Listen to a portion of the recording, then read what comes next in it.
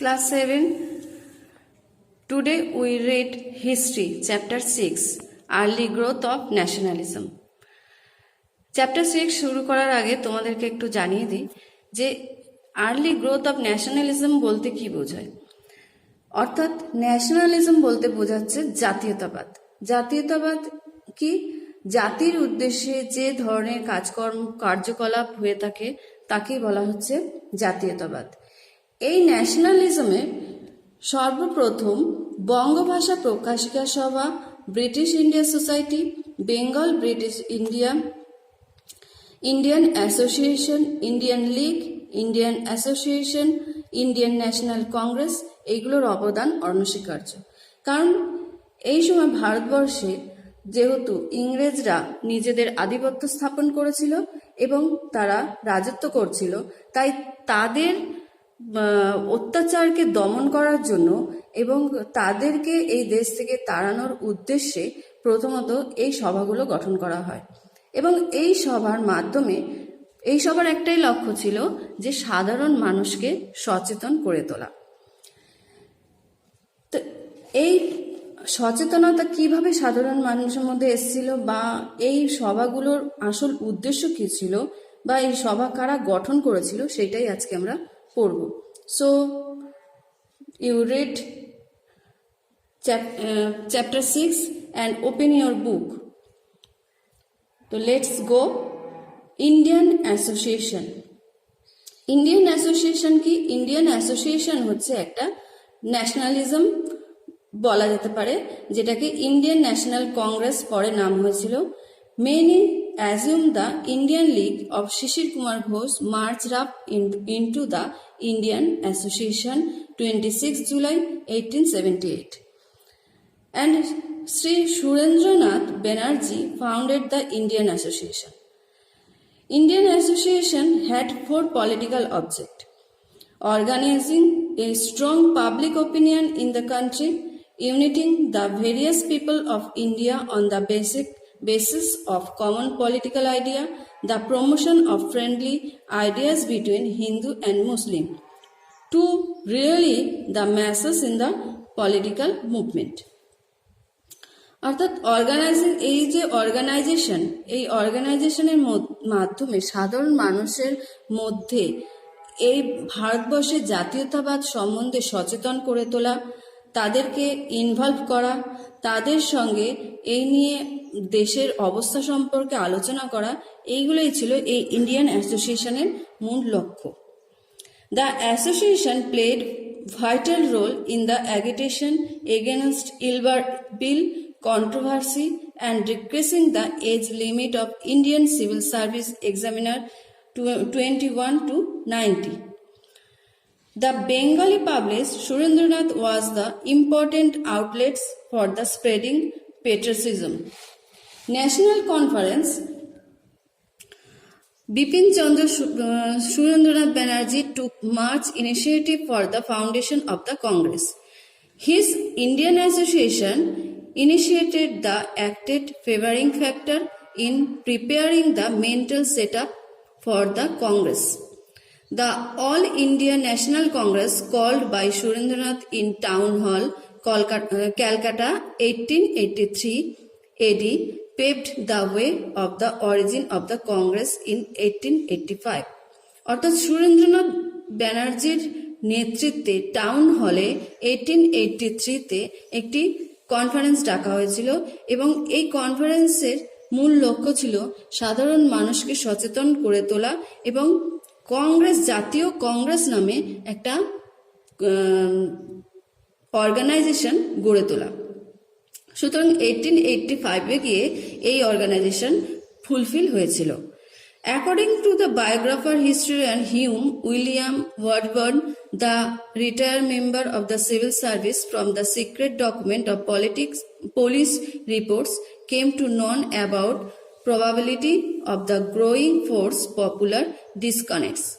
For that reason, 1st March 1883 AD, he addressed the open letter to the graduate of the Calcutta University, which meant for founding the Congress for the Social.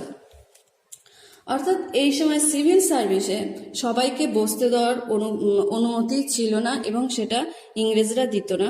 সেই কারণে civil service এবং বয়সের একটা সীমারেখা ছিল। সেই কারণে এই বয়সের সময় সীমাটা যাতে বাড়িয়ে দেওয়া হয় এবং সেখানে যাতে ইন্ডিয়ানরা বসতে পারে তার ব্যবস্থা করার জন্য একটা ওপেন লেটার ইংরেজকে দেওয়া হয়েছিল। এরপরে the origin of the Indian National Congress was not an accidental event, though it is commonly believed mister A.O. Hume was the father of Indian National Congress, but there are many other opinions regarding the genesis for the Congress, and its first president was Umesh Chandra Bandyopadhyay. হিউমের নেতৃত্বে এরপরে উমেশচন্দ্র বন্দ্যোপাধ্যায়কে president বানানো হয়েছিল এবং এখানে Hume ছাড়া যারা এই ন্যাশনাল কংগ্রেসে যোগদান করেছিল তাদের একটা অবদান এখানটায় পাওয়া যায়, যেটা নাকি সারা ভারতবর্ষে এখনো পর্যন্ত মেনে নেওয়া হচ্ছে বা আমরা মেনে চলছি। সেটা হচ্ছে যে সিভিল সার্ভিসে ইন্ডিয়ার একটা অত্যন্ত গুরুত্বপূর্ণ জায়গা দখল করে নেওয়া। The effort of Hume behind the formation of National Congress cannot be denied. His main aim was to provide safety valve for the British Empire against growing forces of public uprising. He thought that for formal fulfillment of the demands there was need to the Congress. He made secret discussion with the Governor General in this affair, mainly for the sake of safety of the British rule. Dufferin nodded and positive Hume's plan. অর্থাৎ তার মতে ভারতবর্ষে যে নিয়ম নীতিগুলো আছে সেইগুলোর কিছুটা পরিবর্তন করা দরকার এবং সাধারণ মানুষকে এই সম্বন্ধে সচেতন করে দেওয়া দরকার। সেই জন্য তিনি এই অর্গানাইজেশন তৈরি করেছিলেন। Then conclusion, it can be said Congress took British birth in special situation in the post-revolt period 1857. Historian R.C. Majumdar gave less significance of the word and Pattabi Sitaramaiah. According to him, its origin should be searched differently. এরপরে এডি historian এবং R.C. মজুমদারের নেতৃত্বে পট্টরামাইয়া কথাগুলোকে এই অর্গানাইজেশনে main বক্তব্য হিসেবে ধরে নেওয়া হয়েছিল এবং historical Percival Spear condition that even the Congress developed safety valve of Dufferin and Hume. There are doubts to how much this theory could be enacted. According R.P. Datta, Congress and originated from the conspiracy between Hume and Dufferin, though no conclusion about this can be drawn. Next হচ্ছে Lord Lytton and repressive act. এখানে vernacular press অ্যাক্টের একটা বিশেষ অবদান রয়েছে। Lord Lytton imposed condition by passing the vernacular press act 1878। 1878-এ vernacular press act যখন আনা হয়েছিল তখন তার কন্ডিশন ছিল যে no government employee can edit any newspaper without prior permission of the government. অর্থাৎ কোনো গভর্নমেন্টের এমপ্লয়ি গভর্নমেন্টের পারমিশন ছাড়া কোনো নিউজ পেপারে লিখতে পারবে না বা কোনো নিউজ পেপারে কোনো কিছু ছাপানো যাবে না।